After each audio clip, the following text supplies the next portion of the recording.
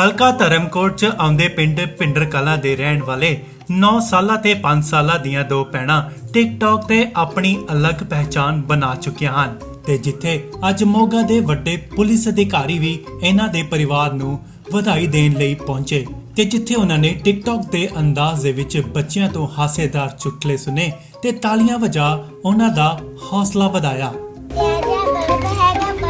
हाँ हैगा की करना तू अपने प्यार की गाँव लिया कर मैं खाने मंगी सी तो आटा पाता होगी नहीं तेरे रिजल्ट तो दस की बनया डॉक्टर का मुंडा भी फेल हो गया ओ यार मैं तेनू तेरे रिजल्ट तो पुछदा वां तू करा टीसी का तेरे वाला भी फेल हो गया ये डॉक्टर वाला भी बुलवा लो लो बेटा मुंह खोलो आ करो थोड़ा और खोलो बेटा मुझे आटा बन गया ਉੱਥੇ ਹੀ ਡੀਐਸਪੀ ਰਮਨਦੀਪ ਸਿੰਘ ਭੁੱਲਰ ਨੇ ਤਾਰੀਫ ਕੀਤੀ ਤੇ ਇਨਾਮ ਵਜੋਂ ਉਹਨਾਂ ਦੀ ਮਦਦ ਕੀਤੀ।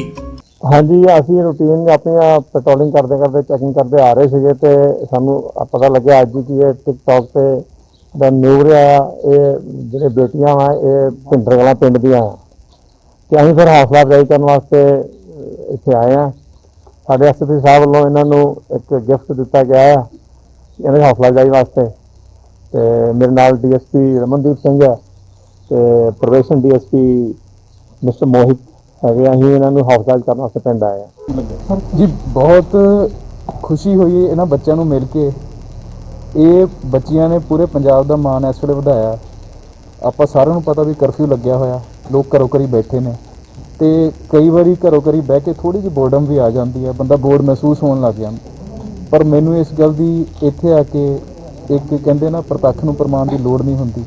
ਇੱਥੇ ਆ ਕੇ ਇਹ ਮਹਿਸੂਸ ਹੋ ਰਿਹਾ ਕਿ ਜੋ ਬੱਚੀਆਂ ਨੇ ਘਰੋਂ ਘਰੀ ਰੌਣਕ ਲਾਈ ਆ ਆਪਣੀ ਐਕਟਿੰਗ ਦੇ ਨਾਲ ਟਿਕਟੌਕ ਦੇ ਜ਼ਰੀਏ ਤੇ ਉਹਨਾਂ ਨੇ ਵਾਕਈ ਹਰ ਘਰ ਦੇ ਵਿੱਚ ਇਸ ਵੇਲੇ ਖੁਸ਼ੀਆਂ ਦਾ ਇੱਕ ਮਾਹੌਲ ਪੈਦਾ ਕੀਤਾ ਹੈ। ਸੋ ਇਸ ਪਰਿਵਾਰ ਨੂੰ ਅਸੀਂ ਮੁਬਾਰਕ ਦੇਣ ਆਏ ਹਾਂ, ਇਸ ਪਿੰਡ ਨੂੰ ਅਸੀਂ ਮੁਬਾਰਕ ਦੇਣ ਆਏ ਹਾਂ। ਅਸੀਂ ਇਸ ਬੱਚੀਆਂ ਦਾ ਹੌਸਲਾ ਵਧਾਉਣ ਆਏ ਹਾਂ ਇੱਥੇ ਤੇ ਸਾਨੂੰ ਉਮੀਦ ਹੈ ਕਿ ਇਹ ਬੱਚੀਆਂ ਸਾਡਾ ਇੱਦਾਂ ਹੀ ਮਾਣ ਵਧਾਉਣਗੀਆਂ ਤੇ ਇਸ ਪਿੰਡ ਦਾ ਵੀ ਨਾਮ ਰੌਸ਼ਨ ਕਰਨਗੀਆਂ। ਸੰਦੀਪ ਕੁਮਾਰ ਅਰੋੜਾ, ਮੋਗਾ।